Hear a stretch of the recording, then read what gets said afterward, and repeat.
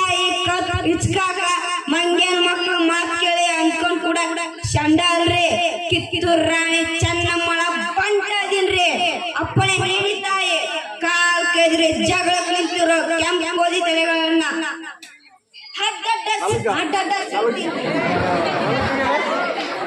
ಈ ಕನ್ನಡ ನೆಲದಾಗ ಹುಟ್ಟಿರೋ ಮಕ್ಕಳು ದೇಶಕ್ಕೋಸ್ಕರ ಸಾಯಕ್ಕೂ ಸಿದ್ಧವಾಗಿರ್ತಾರ್ರಿ. ಜೈ ಹಿಂದ್, ಜೈ ಕರ್ನಾಟಕ. ಪರಶುರಾಮ ತಂದೆ